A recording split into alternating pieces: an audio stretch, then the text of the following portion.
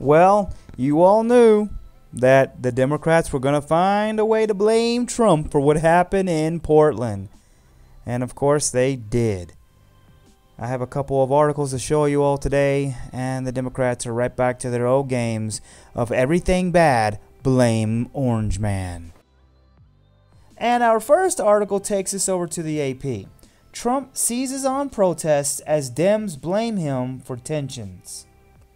Democrats accused President Donald Trump of trying to inflame racial tensions and incite violence to benefit his campaign after he praised supporters who clashed with protesters during a deadly night in Portland, Oregon.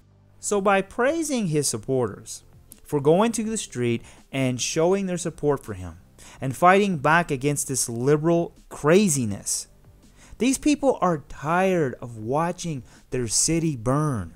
They're tired of watching their stores get looted. They're tired of watching Antifa bully everyone on the streets. By praising them for finally starting to step up and saying, "No more, we want law and order," somehow he is the one responsible for inciting the racial hatred that caused a Black Lives Matter supporter to gun down a Trump supporter in the street. Okay, sure. Liberals never cease to amaze me with their dishonesty. I've said it before. Donald Trump could cure cancer, and they would still blame him for not finding the cure for death. It doesn't matter what he does. It doesn't. They're always going to be 100% against him in every situation. He did nothing wrong here by praising his supporters for going to the street and showing that they're tired of this liberal agenda.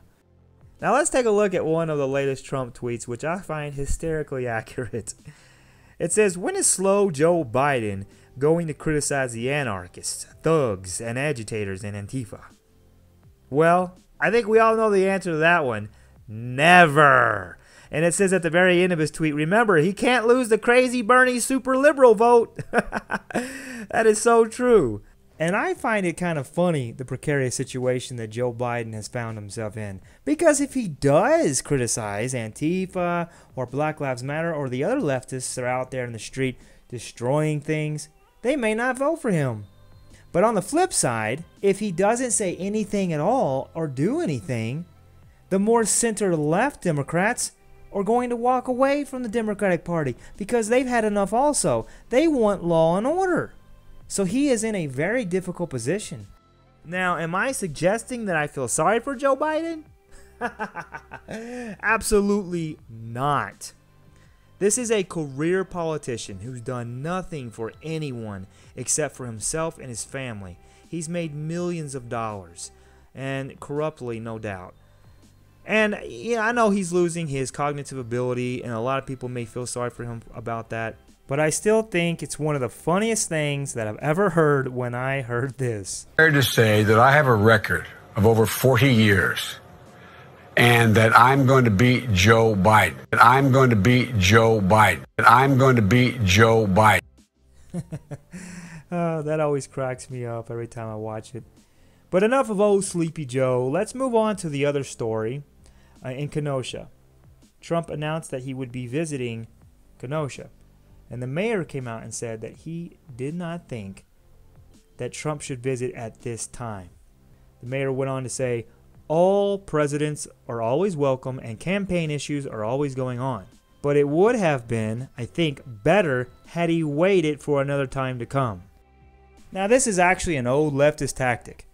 Accuse your enemy of what you are doing. And by asking the president to not come to Kenosha, he's insinuating that it's the president's fault for everything that's happened there. This is actually what incites division and hatred amongst the people.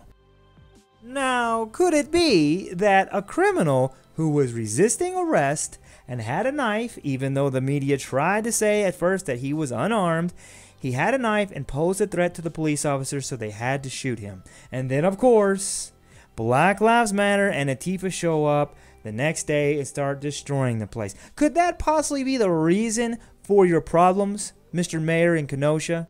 Oh, no. That's not the reason. It's Donald Trump.